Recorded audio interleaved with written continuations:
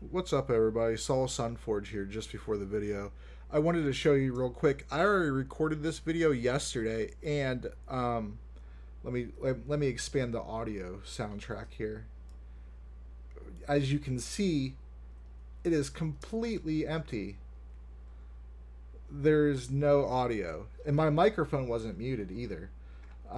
So I'm going to record that video again, brand new. I'm not just going to lay down an audio track over this. I'm going to actually record a video again. So here we go.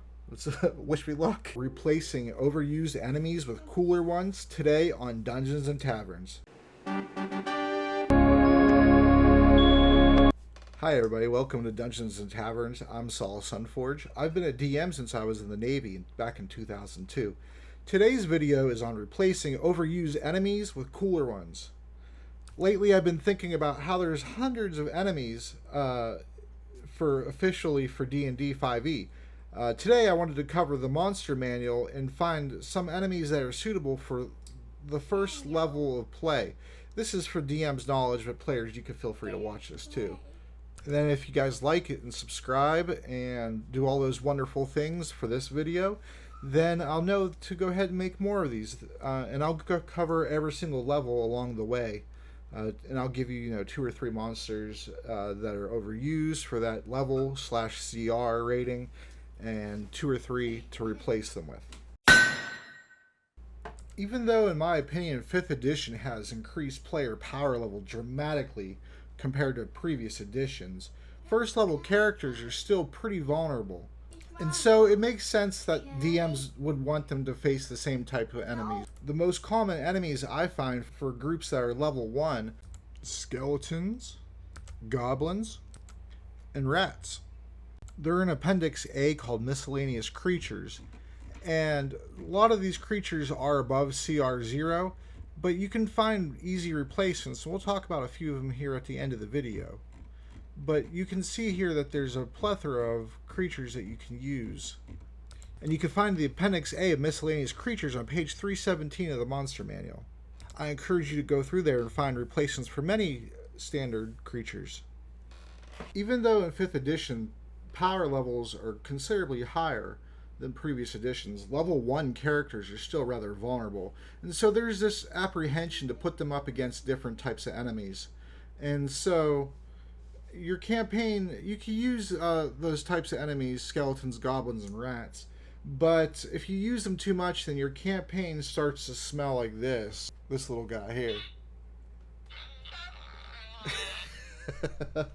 So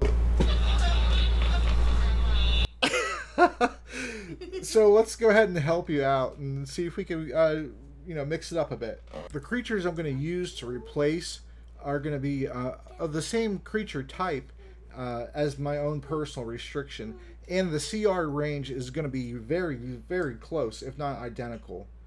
The first creature that I want to introduce to replace skeletons would be a crawling claw, which can be found on page 44 of the Monster Manual. It has a CR of 0. Now, these enemies are a little bit slower than the party is, so the party shouldn't have any problem avoiding them if they want to. But what you should do to put up the pressure is include multiple ones of these, have them from the ceilings, on the sides of the walls, leaping out at the party. And even though it's CR 0, it actually has a few qualities about it. It has blind sight.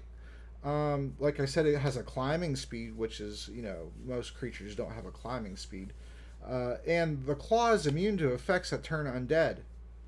You could, even if you wanted to, include these with skeletons. You could have like a treasure room or something like that, and like maybe a former prince's mausoleum or something like that. The treasure room could be full of skeletons and these crawling claws. I mean, if you imagine it, it's pretty horrible. In addition to the immunity, the climbing speed, and their blind sight, they are immune to poison, and they can't be charmed, exhausted, or have the poison condition. The next creature up is the Shadow, with a CR of 1/2 on page 269 of the Monster Manual. What's that lurking in the dark corner? Oh, it's just my imagination. Or is it? At CR 1/2, These life stealers are badass. They can move through a space as narrow as 1 inch, so doors won't save the party. They have a bevy of conditional immunities, such as they can't be paralyzed, they can't be grappled, they can't be petrified or to fall prone. And to make things worse, if they expire a party member, that party member becomes a shadow in 1d4 hours. But the party does have time to save them if that happens. And the reason this happens is because the shadow has a special attack that drains strength ability score. In older editions, this was a common feature amongst undead. They had drained ability scores. But in 5th edition, draining ability scores is rather rare. If you want to up the nightmare fuel, you can include the shadows with the crawling claws from before and have like maybe a hallway or something that the party is fighting through, and these shadows are chasing them or appearing at the end of the hallway, and they have crawling claws slowly hopping down the hallway at them from behind, and it creates a pincer attack on them, which ups the pressure. But make sure you don't use more than 1 or 2 shadows because of how powerful they really are. Their CR rating is probably off, I'd say, just from their ability, their strength drain alone. And for 5th edition not to have very many, to give it to a creature that has such a low CR it's extremely, well, I think this is like the only case I could think of off the top of my head. You don't have to use these just in like a graveyard setting either. Old abandoned castle, keep, or mansion, I could see very easily having these shadows in it.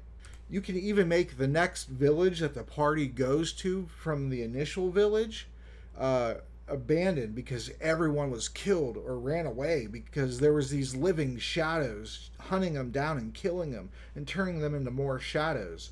So you can have the party go and figure out what happened, and that could be their first adventure outside of their main village if you wish it to be.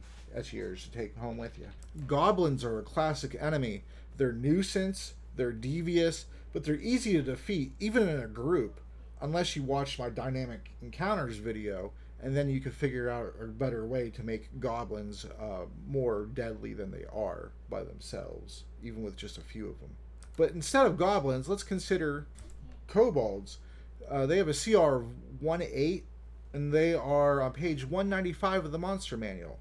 Kobolds come in many flavors, many different colors. They're reptilian creatures that they look like little dog-sized dragons, I suppose you could say. Some of them do have wings. There's different variations of them. And they do worship dragons, cult-like activity. They also like to seek out treasure and trinkets when they can. They're very devious and make traps just like goblins do. They're also tunnelers and builders, so whenever you have a group of kobolds together, you can employ them, and a lot of cities do, in order to clean up the sewers and expand them further for the city's expansion. Other places kobolds can be typically found other than the ruins or lair of a dragon or the sewers is the forest and in the Underdark. They have pack tactics which grant them advantage when there's an ally within 5 feet of them. They use daggers and slings, so you can have a group with daggers and then you can have a group with slings in the back pelting the party with rocks. And so the party has to figure out who they want to deal with first. You know, if they want to deal with the ranged who are just getting free shots, or they want to fight through to get to the ranged. Just remember that with that pack tactics that they're all going to receive advantage if they're all within 5 feet of another ally. So you don't want to stack terribly too many of them up, or too many of them close together at least. You want to be cognizant of the pack tactics. So if you plan to use more kobolds, make sure you space them out further apart from each other. And in battle, recognize that you don't want them always to be within 5 feet of each other, because if everybody's getting advantage against the party, then the party's in for a bad time. The next creature I want to talk about is the Bullywug. They are CR 1-4, and they are on page 35 of the monster manual. Now, a Bullywug is a humanoid frog, and they live in the swamp areas. And I could easily see them using them as an ambush for the party, setting them up so that they're underwater, because they could breathe air or water. So I could see a few of them up in the trees, a few of them underwater, and when the party passes through that area of the swamplands, they jump out of the water all of a sudden to attack the party. Bullywugs have a long jump of 20 feet, and they have a high jump of 10 feet. That's with or without a running start. They have multi-attack. They attack with a bite and a spear, and they have advantage to hide in swampy terrain. They can speak with frogs and toads, so I could see them recruiting some frogs and toads to their side to help fight against the party. And they like to lord over those who trespass in their area, so if you want to set up a scenario where the Bullywugs capture the party, because they don't kill them, they'll capture them, and the game effects are essentially the same. You just make the last blow non-lethal and it knocks them out. So they bring the captives amongst their king or queen, which is usually this big fat frog. And, the party could bribe their way out. They could simp their way out. They could offer treasure. The last alternative is the Kuo-Toa with a CR of 1/4 on page 199 of the monster manual. These are fish folk that are similar to the Bullywug in attacks and their ability to breathe air and water. Now, it's beyond the scope of this video, but make sure you go read the flavor text for each of these creatures, because the Kuo-Toa are actually rather interesting. Here's a picture of them. The Kuo-Toa also capture. They use nets to do it. So they have that similarity with the Bullywug. They have advantage to escape grapples because they're all slippery. They have dark vision, and they also have sunlight sensitivity. Sunlight sensitivity gives them disadvantage on attack rolls and their perception checks that rely on seeing when they're in sunlight. So DMs be cognizant of that. They also have a special reaction called sticky shield, which their shield is coated in like a slime that's sticky. And so whenever a creature misses them with an attack, the sticky shield has a chance to catch the weapon, and the attacker must succeed on a strength DC of 11 in order to free their weapon. And if they don't, they have to use their next action to try to free their weapon. If they don't let go of their weapon once it's stuck, then they're grappled. To replace the rats, think of the environment type that you're in. Like scorpions for the desert, lizards or flying snakes for the jungle, or mix it up and go with a vulture for a low-level flying enemy. You can include any of these low-level creatures together and make a more dynamic encounter. So even if you are using the same, the skeleton, the goblins, you can incorporate some of these other enemies with the fight and take out some of the goblins if you want to mix it up a little bit. The party won't expect these things. But the longer you play Dungeons and Dragons, the more you expect there to be skeletons and goblins and rats. And so if you change up the party's expectations of who they're going to be encountering, then you're changing their expectations of what to expect from your campaign. And that will make your campaign much better.